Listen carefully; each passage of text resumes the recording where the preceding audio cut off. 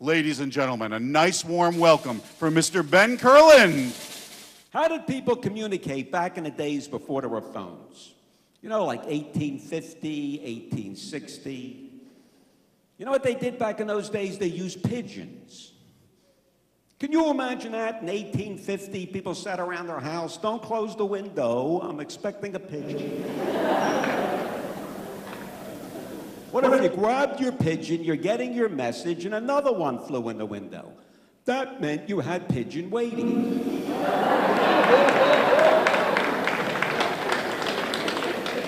If a parrot flew in, you had voicemail. I had to do a show up in Manhattan a couple weeks ago. I can't believe what they get to park a car in Manhattan. I pulled into one lot, they wanted $40 to park my car for 4 hours.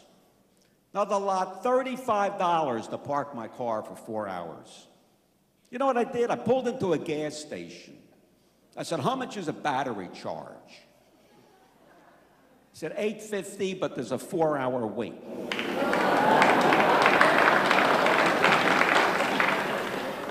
I said, take it, I'll see you in 4 hours. I couldn't walk one block without some guy coming up right in my face. You have any change? You have any change? I said, give me $1, I'll give you change. One bum walked up to me. He said to me, do you have a couple dollars for a sandwich and a cup of coffee? I said, no, but don't worry about it. I'll be okay.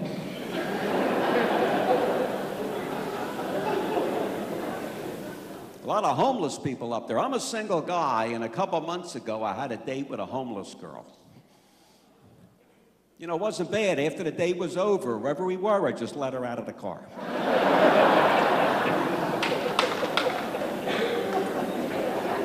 She won a beauty contest. She was voted Miss Elanius.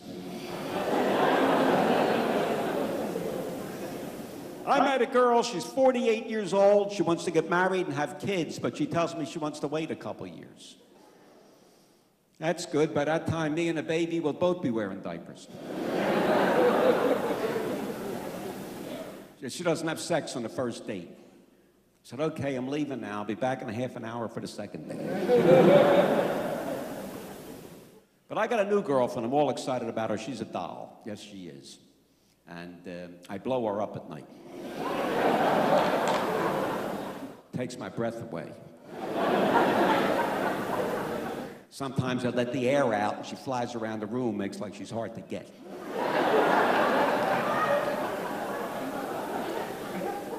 So about cars, I got an old car parked out back here. I got a 93 Oldsmobile. I got 135,000 miles on that car. I was having problems. I took it to my mechanic. I said, I'm having problems. He said, it's your battery. It needs a new car. I was in my doctor's office last week. He said to me, Ben, how old are you? I said, do you mean now or when I first started sitting in your waiting room? He said, when's the last time you passed water? I said, when I drove over the Intercoastal.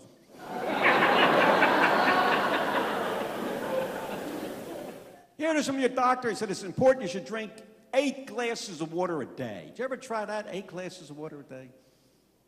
If I drank 8 glasses of water a day, you can put me in front of an art museum as a fountain. People are throwing pennies at me, making wishes.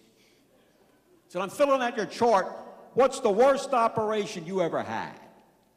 People say, oh, the worst operation I had was on my heart. The worst operation I had was on my back. The worst operation I ever had was when I was circumcised. I couldn't walk for a year and a half.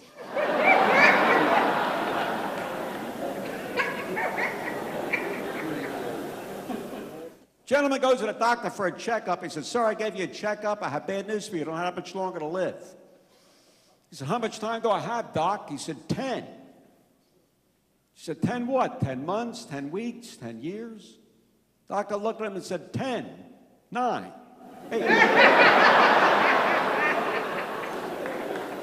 I walked into a casino in Atlantic City. This married couple walks in behind me.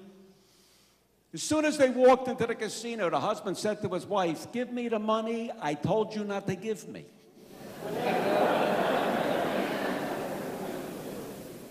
I tried my luck at the craps table in the casino. I figured maybe I'll do better with the dice. This was about a couple months ago. I'm standing in a casino. This beautiful woman walks up next to me in a full-length mink coat. She comes up to the craps table. She takes off the coat, and she's standing there totally naked.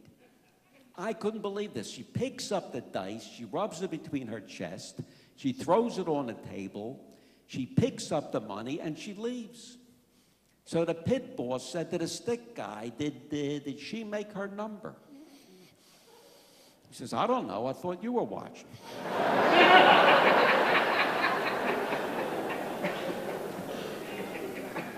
This guy calls me over. He says, "Hey, little guy, watch this. This slot, it hits every time. I don't miss once. It hits every time." I looked at the guy. I said, "What's the matter with you? You're playing a change machine."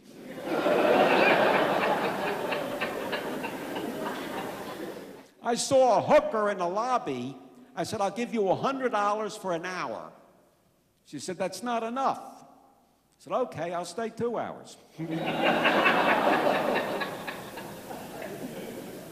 I'm having a drink at the Trump Plaza. These two guys are sitting next to me at the bar. So I overheard the conversation. One guy said to the other guy, "Where are you from?" He said, "I'm from Brooklyn, New York." He says, "Brooklyn? I'm from Brooklyn. What street did you live on?" Flatbush Avenue. So I lived on Flatbush Avenue. Come here, buddy. What high school did you go to? Erasmus Hall.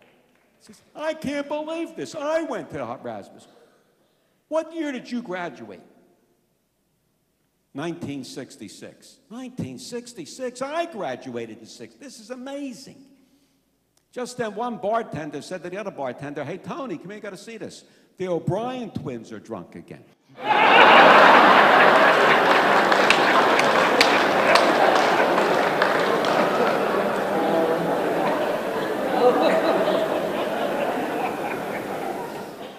You've been a nice audience, and I hope you enjoyed. The Marvelettes are coming out any second. Thank you so much. Thank